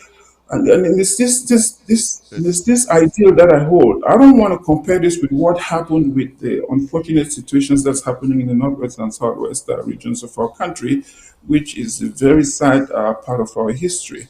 And to want to think that that can be transposed into the other regions of our country is a simple. I don't want to use strong words here, but we don't want to all encourage right, that all because right, we know okay, our people have suffered, okay, and they all have right. suffered because of uh, the Let's approach that they took in order to resolve these historic crisis. differences Okay, that were had in that region. we're running out of time, So, my brother. Let's wrap up. okay. Uh, I'll be back with you for your final thoughts. Barrister, I think it was floated that the government had offered Chiroma the post of the prime minister, which he rejected. Uh, Given that this Project C is non-violent, non-partisan, if an opportunity is offered to him, would the win of the grassroots that is now behind him to work within the establishment and to enact the reforms that are necessary for subsequent election cycles. Let's say, for example, hypothetically, that Bia appoints him as a senator and they make him the speaker or the president of the Senate, given that Nyan Gifenji is almost done. Should he accept that, given that it will be next in line and fight from within with the majority of the population that is now behind him? Yeah. I'm really going to call on the Cameroonian people to think about the circumstances in which we find ourselves. That you go into an election, you lose the elections, and then you offer the person that won the elections a position to serve in your government. Shouldn't it be the opposite way around? So here's what Project C has offered to do for the BR regime. We are available and happy to organize for Mr. Bia and his family and the people in his immediate entourage their safe passage out of the country, that they lost the elections. That's something that we do in the interest of safeguarding lives and preventing bloodshed for our country. I think that's something that we should be having a conversation about, because I'm saying this to you today, my brother. In a few months, we probably will be back to this same panel and we'll be talking about how much damage we have done, or people have, the result of this election has done to our country. For us to think that our country is not exposed to a calamitous risk at this time, we are at the brink of collapse as a country or as a people, and it has never been this dangerous and this for us, mindful of the ingredients, the ingredients that have been put in place for a total chaos of our country. Unfortunately, let me say this: the only reason we are in this is not in the interest of democracy. It is not just in the interest of one leader as opposed to another. When we talk about our country and we talk about the democratic process and we talk about lives that we have lost in 43 years because of the recklessness of the government or the regime that we have in place, we don't talk about the number of children who have lost their lives trying to cross the Sahara Desert to go. You saw you read my resume. I talk about advocating immigrants' rights Right. because I know that people have to leave their country because of three things: because of the wants that they because of the needs that they have, and because of the fear of that they have. Those things we cannot underestimate the number of talents that we have lost as in terms of lives, but even in terms of people that are here sitting in the diaspora that could have been building our country, making it the promising country that it had from its foundation. We cannot talk about the number of lives of women who have lost their lives in childbirth as a result of medical institutions in our country that cannot provide for them. Children who die of malaria, uh, clearly uh, diseases that are preventable, but because of the system that we put in place, that the corruption that has become so endemic, that people have left the West and gone back home with all of their investments, their life savings, and have not been able to sustain the kind of businesses that should create jobs for people. That hundreds and hundreds of thousands of people every day, we are celebrating people becoming bikers, Bensikin. That's the parlance that we have in our country. Right. Bensikin people become But the ordinary lifestyle of university graduates. Buy and sell arms have become what we talk about as the business in our country. I see SDOs going down on the street and challenging women who in their own right decide to close their business for their safety, and they drive past the MTNs and oranges of the big institutions that close down their own business and nobody is challenging. And my colleague here used, my fellow panelist here used the word downtrodden, and that broke my heart, because downtrodden is what we see of our people. When we have to be lifting everyone up, it is for them that we serve. And we cannot be the masters. They have to be the masters. And anyone in position, anyone with good conscience, will see themselves as a servant of the people. And unfortunately, wrapped up in this political discussions and that we dust our hands and move on, we forget that there is a child that's going to wake up tomorrow mm, and will probably die from this. something basic as malaria, because we don't have a regime or a government that puts its people first. Thank you, Dr. Yop. I think the people of Southern Cameroons could say with their chest that they have been vindicated. Uh, Chiruma called for the release of the people who were arrested before, during, and after the elections. I know he has also indicated that he will release all political prisoners uh, without conditions if he is given the chance to get into the Supreme Magistracy. Should the government at this time, given that that was a very powerful message as far as the people of the two English speaking regions are concerned, take that challenge and release the Southern Cameroon's leadership and the prisoners of conscience and all political prisoners, and call for a true and genuine dialogue to address the root causes of some of these burning issues in the country as a whole? Is Chiruma given that government an opportunity to reclaim its place with the people of Southern Cameroon by releasing without any conditions and a call for genuine dialogue at this time? Uh, Prado, I think that should be what every civilized government should do. You know, the Tchiroma gave the government an opportunity to take and run with. His message during the campaign resonated with the people, either Southern Cameroonians or the people in the French Cameroon. You know, Cameroonians or Southern Cameroonians have never had the opportunity to sit or to listen to a government, or the government has that power, that courage, that decency to apologize to its people when it is wrong. Most civilized governments do that. We had this wrong. You hear it from the Americans. We had this wrong. We made a mistake here. We are sorry.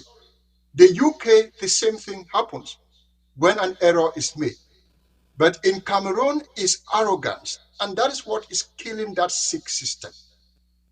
So the government of Paul Biya, the CPDM, as one of their campaign largesse or something like to buy the people, they were supposed to even release prisoners during the period of campaign, that we will do more when you vote us to power. That is the way to pamper, to bring people closer, people that you have you have dealt with for a long time, you've not handled well, you have mishandled for a very long time. That is the only way to pamper them. But it is not all lost. Issa Choroma promised that if he's the president today, he will release all the prisoners of war from southern Cameroon. We expect Bia to do that, even though he's not legitimate. He can start buying his legitimacy, buying face, gaining some solidarity with the people, doing things that resonate with the people, not high-handedness. Unfortunately, it is repeating the same thing over and over, and that is going towards a disaster. There is a serious disaster that will happen in Cameroon if the style, the approach is not changed. That approach of arrogance, approach of high-handedness, that approach of dealing with people as if they are not human beings. You know, the government is not supposed to do that. So if it's a government for the people, let it start releasing prisoners. Let it start making some short effort, little effort that can make people to feel that there is a certain level of change within the government. I heard you ask a question to Barrister about Issa Chiroma taking a position. He didn't campaign to rule under Bia to continue to. He was in the system. He was with the regime. He knows how rotten it is. He understands in and out of the system. He didn't want to belong and he doesn't want to belong. The people voted for him to be their leader. Moving to whatever offer, receiving whatever offer that Bia gives to him, it is betrayal of the people. It's serious betrayal, especially at this time that Okay. Issa Choroma confessed, apologized to the people, and said he made mistake, and people decided to accept his apology in one way or the other and All right, embrace things. gentlemen, People want change. we're They running out want of change. time. So they need Issa Choroma went for change. So the only thing that can happen in Cameroon is change, and Bia can exit so Thank that you. change can happen in Cameroon. Thank you. And on that note, Hubert, I'm going to give you 1 minute, Barrister 1 minute, and Patrick 1 minute to wrap it up for the day. Hubert, your closing thoughts. Yeah, thank you, Tabenyang. I want to thank my fellow panelists. I think this has been a great exchange of ideas, and hopefully, we'll have more opportunities to come back and exchange. This is what is needed for everybody to begin to figure out how we move forward as a nation. I just want to say that, Cameroon, for the sake of institutional stability, it's important that there is continuity in government and governance, and this is a very important piece of international politics because our partners and friends understand that there is a government in place, understand that there is a process in place. It might not be perfect, but at least the train is moving towards unity, towards peace, and towards shared prosperity, which seems to be the concern of everyone. Our methods may differ, and that's okay because we have different platforms. It is important that we continue to exchange these ideas within the framework of the law as much as we can so that the train of state continues to ride towards the destinations that we all share. Thank Thank you. you.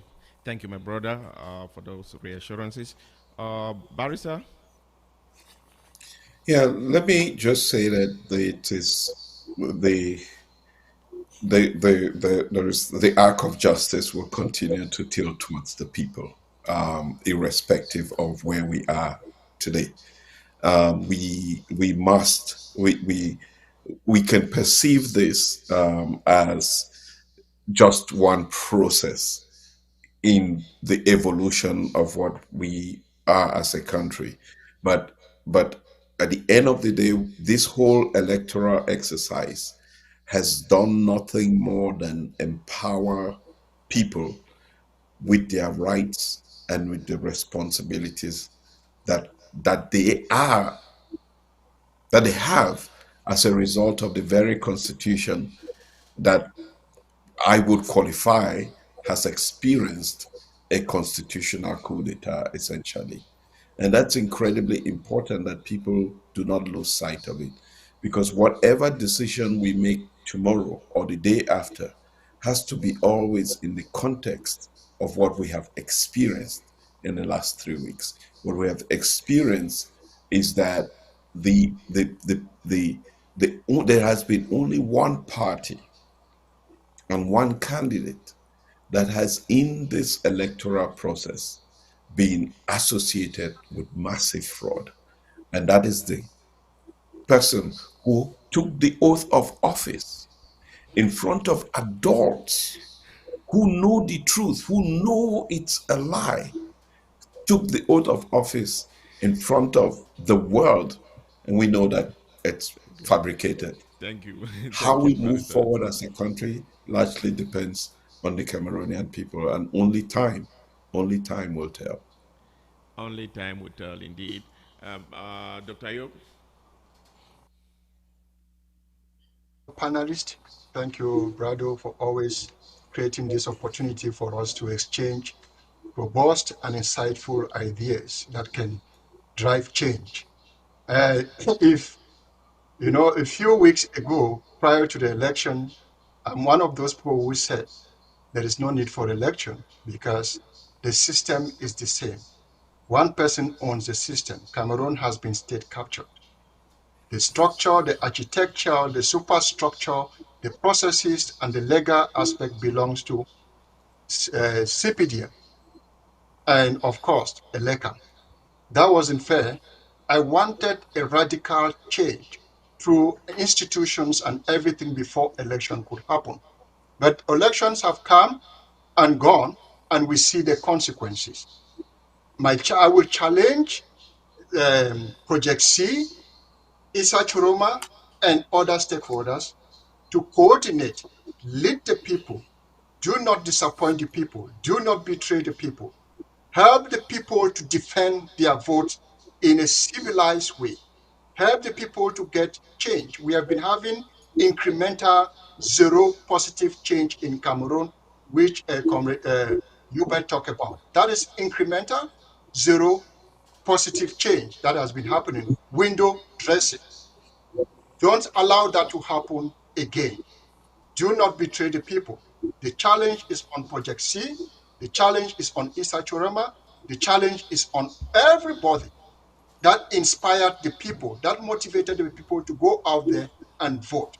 Now it's time to bring real change. Help the people to get back their votes. Help the people to experience, to benefit, to celebrate the votes that they went out and voted and put in the ballot box. And today they feel that they have been robbed or they have been cheated. Help the people to reclaim those votes. Thank you. Thank you. Thank you. Thank you, gentlemen, for the very rigorous and constructive discussions. I am hopeful that better days are still ahead for the people of Cameroon.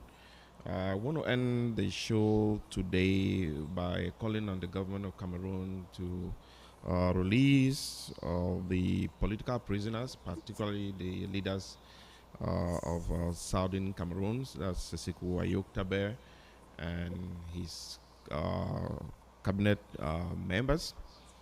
The need for an immediate, genuine dialogue within the context of resolving the ongoing crisis in the two English-speaking region. The importance of avoiding another escalation of violence from the northern regions, given that Boko Haram has already ravaged part of those regions. It is important for the government to seize the moment and make sure that Cameroon does not disintegrate into further chaos. A life loss is more than anything that you can imagine. The people of Southern Cameroon have gone through thousands of lives that has needlessly and endlessly been lost in that part of Cameroon. So it is the fervent wish of people from that country, friends from that country, that there should be stability and peace and prosperity to return to that country. Elections are coming up, I think, is that in November, or the regional elections, I think so. But it will be foolhardy for anybody to expect any changes if the system remains the same. So civil society organizations like Project C, I think there is another one here, CSC, Cameroon Civil Society. Many of them are coming up now, given of that. And again, it's indicative that the people are politically mature and are taking responsibility of their own destiny. So we are hopeful that um, President Biya, in as much as his legitimacy is being questioned, as of now, he is the president of Cameroon, should do what is needed to salvage what is salvageable before he exits the political scene.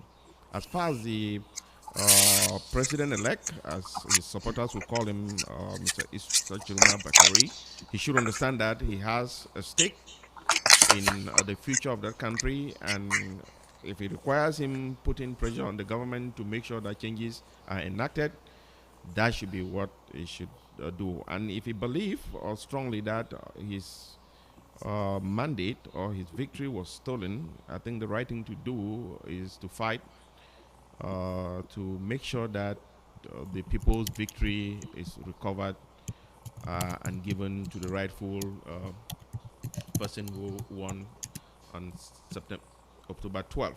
So on that note, Barrister, thank you. Hubert, thank you for always answering present.